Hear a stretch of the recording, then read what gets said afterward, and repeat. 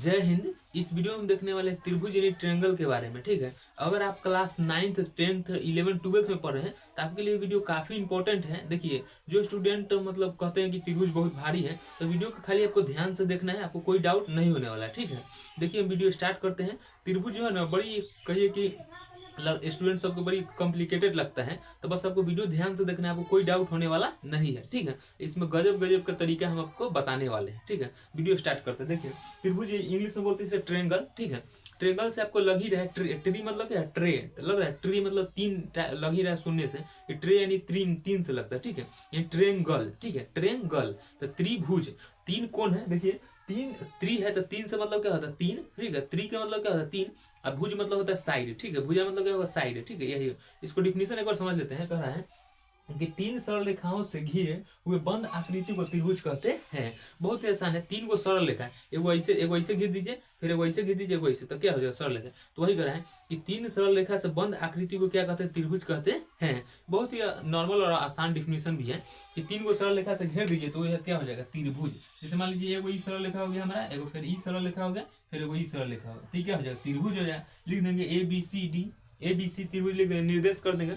जब भी आप लिखिएगा तो कैपिटल से ही डिनोट करना है त्रिभुज ए, जिसका फिर कौन डिसाइड करें थे ABC। ठीक है, कौन लिखेंगे तो ठीक है, और साइड लिखेंगे नहीं भुजा तो स्मॉल वाला से लिखते हैं। ठीक है, ये समझ गए। तो कहेगा कि तीन सरल रेखाओं से बने हुए आकृति को क्या करें, बंद आकृति को क्या कहेंगे, त्रिभुज कहते हैं। ठीक है, ये समझे। अब समझते हैं त्रिभुज के बारे में कुछ इंपॉर्टेंट बात। ठीक है, जो बहुत लड़कों को याद नहीं होता है सो। ठीक है, देखिए सबसे पहले हम इधर समझ लेते हैं त्रिभुज। ठीक है, ट्रायंगल यानी त्रिभुज। देखिए, ये हमारा क्या है, त्रिभुज है। ठीक है, ये क्या है, त्रिभुज। तीन सरल रेखाओं से बंद आकृति को क्या कहते हैं, त्रिभुज कहते हैं। ठीक है, ये हमारा लिख देंगे त्रिभुज ABC। जब भी दर्शाएंगे तो कैपिटल से दर्शाएंगे, उसको साइड यानी भुजा लिखेंगे तो छोटा वाला से लिखेंगे। इसलिए लिख दें कौन A के सामने A वाला भुजा, ठीक है, कौन B के सामने B साइड यानी भुजा, और कौन C के सामने कौन C लिखेंगे। ठीक है, छोटा में लिखना है, आपको दर्शाना है कैपिटल से, और यानी भुजा लिखेंगे साइड तो क्या लिखेंगे, स्मॉल से यानी छोटा वाला से। ये समझिए। हम दूसरा चित्र में देखते हैं कि देखिए त्रिभुज के जो ये होता है हमारे, इसको क्या बोलते हैं, वर्टेक्स यानी शीर्ष। ठीक है, शीर्ष आप ऐसे भी अगर पढ़े होंगे तो कोना निकला रहता है, उसे कथी कहता है, शीर्ष कहता है। बहुत ऊंचाई है तो शिखर यानी शीर्ष। तो याद रखिएगा, कथी सबसे ऊपर कोना है तो क्या है, इसे बोलेंगे शीर्ष। तो इसका नाम क्या है, हमारा शीर्ष हो जाएगा। ठीक है, और शीर्ष के नीचे ही देखिएगा तो कोने को बनाया रहता है, इसे कुछ ना कहता। एक आदमी खेला उला कोई खेलता है तो देखते आदमी कोना में नुका जाएगा, इसे दबो के तो कुछ कोना में नुकायल है रे, तो कोना में नुकायल है, तो कौन है, ये क्या है, कौन। क्या है, कौन। दो गो रेखा रहेगा, दो गो रेखाओं के बीच बनेगा, उसे क्या बोलेंगे, कोण। ऐसे बन जाता है, क्या बोलेंगे, कोण। इसको क्या बोलते हैं, कोण। इसको क्या बोलेंगे हम, ध्यान रखिए, कोण। ठीक है, देखिए ये साइड यानी क्या है, भुजा। ठीक है, साइड यानी क्या है, हमारा भुजा। तो लिख भी देते हैं यहाँ पर, साइड यानी हमारा क्या हो जाएगा, भुजा। ए साइड D, साइड मतलब हो जाएगा भुजा। ये एंगल मतलब क्या होता है, कोण। ठीक है, एंगल मतलब क्या होगा, कोण। लिख देते हैं ANGLE। एंगल मतलब क्या होता है, कोण। वर्टेक्स मतलब होता है शीर्ष। ठीक है, तो देखिए आप इतना समझ रहे हैं कि ऊपर वाला को क्या बोलते हैं, इसको क्या बोलेंगे, शीर्ष। ठीक है, और इसको साइड बोलेंगे। ये साइड ऐसे भी साइड है, तो नहीं, देखिए कोई भी चीज का साइड रहेगा ना जी, तो साइड यानी भुजा होता है हमारा, तो साइड यानी भुजा। ठीक है, तो ये क्या हो जाएगा हमारा, भुजा। ठीक है, ये खाने वाला भुजा नहीं, ये भुजा इसका नाम है। ठीक है, भुजा, और इसका नाम क्या थी, कोण। ये क्या है, कोण। तो त्रिभुज में ध्यान से देखिए, हर एक त्रिभुज में जाइएगा, एक त्रिभुज में तो देखिए तीन कोण है। देखिए तीनों क्या है, कोण है, एगो यहाँ कोण है, एगो यहाँ है, यानी कोण A, कोण B, कोण C है। ठीक है, उसी तरीके से कहिएगा तो शीर्ष भी क्या है, तो तीन गो शीर्ष है। शीर्ष यहाँ हो जाएगा, एगो शीर्ष, फिर यहाँ शीर्ष, यहाँ से, तो शीर्ष का एगो तीन गो। अब साइड यानी भुजा देखिए तो तीन गो है। देखिए भुजा यहाँ है, फिर ये भी हमारा मान क्या, भुजा। भुजा जैसे देखिए भुजा A है, भुजा B है, भुजा C है, तो भुजा क्या गो है जी, तीन गो है। भुजा भुजा भुजा क्या हुआ है, तीन गो है। शीर्ष क्या हुआ, तीन गो है। तीन गो भुजा, तीन गो कोण, तीन गो शीर्ष, ये तीनों क्या है, तीन गो है। तो यहाँ हम लिख भी दिए हैं कि त्रिभुज में तीन गो कोण होता है, तीन गो भुजा होता है, तीन गो शीर्ष होता है। ठीक है, पूछा जाता है ऑब्जेक्टिव चाहे इसे पूछा जाएगा तब बता दीजिएगा, क्या त्रिभुज में कितने शीर्ष होते हैं, तीन। कोण कितने, तो तीन। भुजा कितना, तीन, यानी साइड कितना, तीन। एंगल कितना, तीन। वर्टेक्स कितना, तीन। ठीक है, ये समझ गए। हम देखते हैं आगे, इससे आगे। ठीक है, देखिए त्रिभुज के आंतरिक कोणों का योग 180 डिग्री होता है। ठीक है, त्रिभुज के आंतरिक यानी अंदर वाला जो कोण है, त्रिभुज बना दे, आंतरिक कोण कितना डिग्री रहेगा, 180 डिग्री। और बाह्य कोण पूछेगा, बाह्य यानी बाहर वाला कोण, तो बताएगा 360 डिग्री। ठीक है, इसके बारे में नेक्स्ट वीडियो बनाएंगे और अच्छा। ठीक है, इस वीडियो में हम क्या देख रहे हैं कि त्रिभुज के भुजा और कोण के आधार पर देख लेंगे, और नेक्स्ट वीडियो होगा पार्ट 1 वीडियो होगा, और अगला जब वीडियो आएगा ना तो हम आपको बता देंगे समबाहु विषमबाहु जो त्रिभुज, वो बता देंगे कि अति समरूपता कब होता है, सर्वगांशता कब होता है, और इससे पार्ट 1 पार्ट 2 करके वीडियो बनाएंगे। ठीक है, आगे देखते हैं। कह रहा है कि त्रिभुज के आंतरिक कोणों का योग 180 डिग्री होता है। ठीक है, देखिए कह रहा है, देखिए जैसे कोण ए है ये हमारा, तो कोण ए है 60 डिग्री, कोण बी 60 यानी 76 18 यानी 180 डिग्री होगा। ठीक है, 180 यानी त्रिभुज के आंतरिक कोणों का योग 180 डिग्री होता है। ये समझ गए, जैसे 60 और 60 120 120 और 60 180 हो जाएगा। इन त्रिभुज के आंतरिक कोण कितना होगा 180 डिग्री होगा। ठीक है, आप कोण को मतलब आंतरिक कोण का योग खाली कितना है 360 डिग्री। आप कोनों कोण भी मान लीजिए ना, इसको आप 110 मान सकते हैं। ठीक है, इसको 90 मान लीजिए, पूरा आंतरिक में पोड़ के मतलब जोड़ने पर हमको कितना लाना है 180। आप उसको कैसे हो लाइए, कोने में 60 रख दीजिए, कोने में 80 रख दीजिए, कोने में कुछ रख दीजिए, मतलब तीनों में आप कुछ रखिए, बाकी योग यानी जोड़ने पर कितना आना चाहिए हमारा 180। ठीक है, जैसे मान लीजिए कोनों का मन है क्यों ना भाई, तो यहाँ 60 रख ले, हम 200 रख ले। ठीक है, तो ला हम 100 रख दे यहाँ लीजिए, कोई दिक्कत नहीं। तो आप यहाँ 40 कर दीजिए, यहाँ 40 कर दीजिए। ठीक है, तो ये क्या हो जाएगा 180 जोड़ने पर, यानी हमको जोड़ के आपको लाना है कितना 180 डिग्री कैसे हो लाना है बस। ठीक है, ये नहीं कि मतलब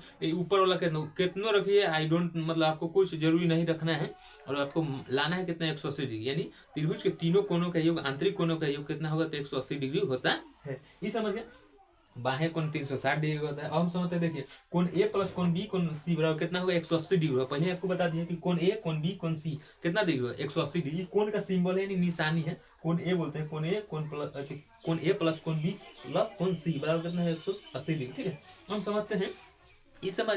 अब त्रिभुज जैसे ये क्या है, ये क्या है आप समझ गए ना, ये है कथी शीर्ष किसे बोलते हैं, कोण किसे बोलते हैं, भुजा किसे बोलते हैं, त्रिभुज में सब समझ गया। ठीक है, हम त्रिभुज के हम प्रकार देखते हैं। ठीक है, त्रिभुज में 2 प्रकार के होते हैं। ठीक है, आप नोट में इसको याद रखिएगा, कभी कोई पूछा जाता है ऑब्जेक्टिव में भी, कहेगा त्रिभुज के आंतरिक कोणों का योग कितना डिग्री होता है तो 180 डिग्री, बाहें कोण पूछेगा तो 360 डिग्री हो जाएगा। ठीक है, आगे देखिए कह रहा है त्रिभुज 2 प्रकार के होते हैं। बिल्कुल, अब कहिएगा किसके किसके आधार पर, तो अलग अलग कोण के आधार पर, फिर भुजा के आधार पर। ठीक है, ये जो कोण है ना, तो कभी 90 डिग्री, तो कभी 90 डिग्री से कम रहेगा, तो कभी 180 डिग्री, तो ये सब क्या हो जाएगा कोण के आधार पर, कभी भुजा के आधार पर। ठीक है, समबाहु त्रिभुज, विषमबाहु त्रिभुज, समद्विबाहु त्रिभुज, यानी कोण के आधार पर भी त्रिभुज है और भुजा के आधार पर भी त्रिभुज है। तो कहेगा त्रिभुज के कितने प्रकार है, तो 2।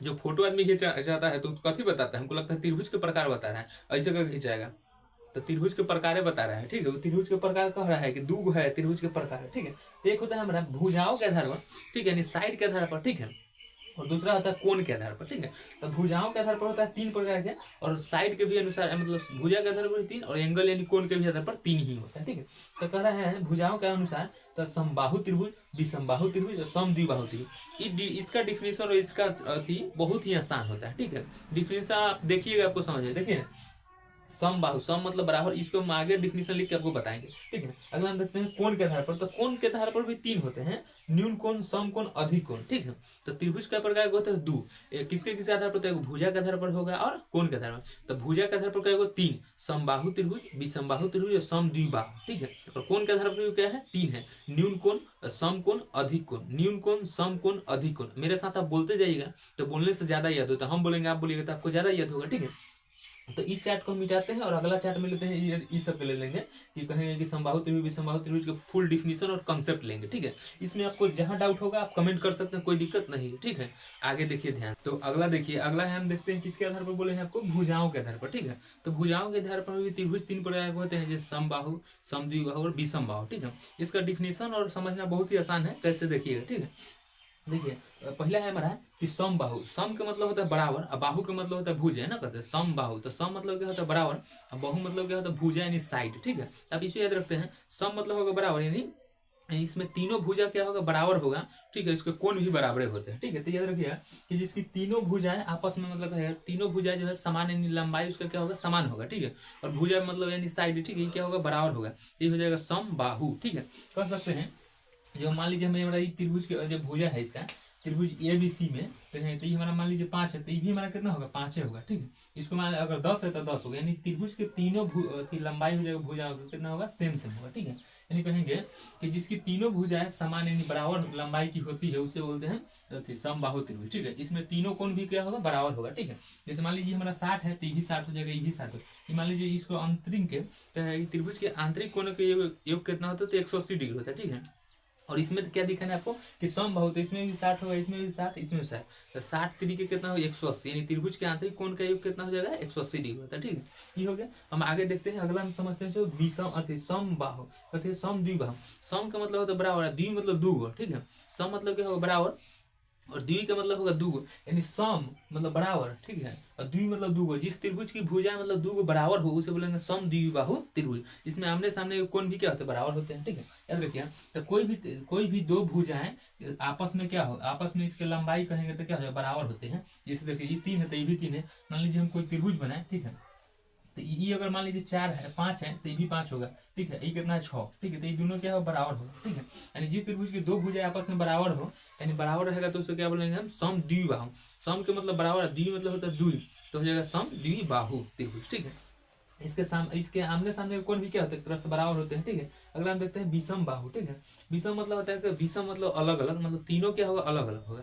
तो जिस त्रिभुज की भुजा मतलब भुजा की तीनों लंबाई, भुजा की लंबाई होगा अलग अलग, तीनों अलग अलग होगा। जैसे होगा 5 हो गए तो 10 है 11, यानी तीनों अलग अलग डिफरेंस रहेगा, तो क्या हो जाएगा हमारा विषम बाहु त्रिभुज। जैसे देखिए हम लिख दिए कि तीनों भुजाओं की लंबाई अलग अलग हो, विषम बाहु त्रिभुज कहलाता है। तीनों कोण भी अलग अलग होगा, ठीक है, तो इसमें भुजा भी अलग होगा और कोण भी अलग होगा, ठीक है। यानी देखिए 2 है तो 3 है, यही 5 है, ठीक है। मान लीजिए हम कोई त्रिभुज ऐसे बना लीजिए, मान लीजिए कोई त्रिभुज ऐसे बनेगा, ठीक है, तो देखिए इसका अलग अलग हो जाएगा, ठीक है, ये समझ रहे हैं, ठीक है। तो ये समझ गए। अब हम अगला चार्ट लेते हैं, इसको भुजा के आधार पर देख लिए हैं। अब देखते हैं कोण के आधार पर कि त्रिभुज कितने प्रकार के होते हैं। सो आपको बता दिए कि न्यून कोण, सम कोण और अधिक कोण होता है, ठीक है। अब अगला चार्ट में इसको मिटा के हम देखते हैं, आधार पर हम देखते हैं त्रिभुज भी 3 प्रकार के होते हैं। न्यून कोण, ठीक है, जो 90 डिग्री से कम होता है उसे बोलते हैं न्यून कोण। डिफिनेशन एक बार देख सकते हैं, कर है जिस त्रिभुज की तीनों कोण 90 डिग्री से, मतलब कोई एक कोण भी कर सकते हैं, तीनों कोण में से कोई एक कोण 90 डिग्री से कम रहेगा उसे बोलेंगे हम न्यून कोण, ठीक है। यानी 0 डिग्री से बड़ा होगा और 90 डिग्री से कम होगा तो उसे क्या बोलेंगे, न्यून कोण, ठीक है। ये समझ गए न्यून कोण। जैसे देखिए ना, इसका मतलब इसका देखिए एक कोण 70 है, 60 है, 50 से, और त्रिभुज के तीनों जोड़ दिया कितना होगा, 7 7 5 12 12 और 12 6 18, यानी आंतरिक कोण मिलाएंगे तो 180 डिग्री होना ही होना है। और इसका मतलब तीनों कोण क्या है, 90 डिग्री से कम होना चाहिए, उसे बोलते हैं न्यून कोण, ठीक है, ये समझ गए। दूसरा समझते हैं सम कोण। जिस त्रिभुज की एक कोण 90 डिग्री अर्थात सम कोण वही कहलाता है, ठीक है। इसका 1 डिग्री 90 डिग्री यानी परपेंडिकुलर रहेगा तो उसे क्या बोलेंगे, सम कोण त्रिभुज, ठीक है। जैसे ही हो गया है, जिसमें आप जानते होंगे जब ट्रायंगल अति पढ़े होंगे ट्रिगोनोमेट्री चैप्टर, तो उसमें आप पढ़े होंगे पाइथागोरस प्रमेय के। तो पाइथागोरस प्रमेय भी समकोण त्रिभुज पर लागू होता है, जो कि कर्ण स्क्वायर होता है, लंब स्क्वायर जो आधार उसका, ठीक है। और sine theta cos theta tan theta ये सब पर उपयोग होता है, किस पर, तो समकोण त्रिभुज होता है, ठीक है। जब उस ट्रायंगल पढ़ेंगे ट्रिगोनोमेट्री चैप्टर तो हम आपको बता देंगे, ठीक है, त्रिकोणमिति पढ़ेंगे तब, ठीक है। ये देखते हैं अगला, हम देखते हैं अधिक कोण। अधिक कोण होता है इसका एक थीटा का मान कितना है, 90 डिग्री हो जाएगा। सामने वाला होता है कर्ण, ठीक है, सबसे बड़ी भुजा कौन होता है, कर्ण। ये जिसके कोण बनेगा उसके सामने लंब बस से आधार होता है, ठीक है। आगे देखिए अगला हमारा अधिक कोण, ठीक है। तो जिस त्रिभुज की कोई एक कोण 90 डिग्री से ज्यादा रहेगा और 180 डिग्री से कम हो जाएगा कोण हमारा अधिक कोण, यानी 90 डिग्री से ज्यादा रहेगा 180 डिग्री से कम, तो ये हमारा हो जाएगा अधिक कोण, ठीक है। अगला देखते हैं ये 90 डिग्री से अधिक और 180 डिग्री से क्या होगा, कम होता है अधिक कोण। जैसे इसका देख सकते हैं, ठीक है। अगर मान लीजिए 90 डिग्री होता है तो 90 डिग्री तो पूरा एकदम सामने सामने खड़ा रहता है, 90 डिग्री है, देखिए 90 डिग्री से तनका ज्यादा है, ठीक है। ये थोड़ा ऐसे भागल है, ऐसे है ना, ऐसे करके तब ऐसे, ठीक है, यानी थोड़ा सा नहीं क्या है, ज्यादा है, ठीक है। तो ये हो जाएगा हमारा 90 डिग्री, ठीक है। ये ऐसे भी बना सकते हैं, ठीक है, यानी ऐसे हो जाएगा, फिर ऐसे ऐसे, देखिए ठीक है। ये ऐसे होता है 90 डिग्री, सामने रहेगा तो 90 डिग्री, और ये थोड़ा सा इधर है, यानी 90 से तो इधर हुआ ना, ये पूरा 90 है, फिर 90 के बाद 100 110 ऐसे होगा, ठीक है, ये समझे। तो आपको आई होप कि आप त्रिभुज के बारे में से समझ रहे हैं। ई पार्ट 1 होगा त्रिभुज का। आगे हम बताएंगे आपको समरूपता के बारे में, फिर त्रिभुज के क्षेत्रफल से रिलेटेड सूत्र के बारे में आपको बताएंगे, फिर आपको बताएंगे समरूपता, फिर सर्वागमता होता है, सो इसके बाद कंडीशन क्या होता है, सो, ठीक है। आप क्लास किसी में पढ़िए, 8 9 10 11 12 किसी में पढ़ सकते हैं, त्रिभुज से क्वेश्चन आता ही है। और मिलेगा किसी नेक्स्ट वीडियो में, आपको जो टॉपिक में डाउट हो सकता है, जहाँ पॉइंट में आप कमेंट कर सकते हैं। मिलेगा किसी नेक्स्ट वीडियो में। जय हिंद।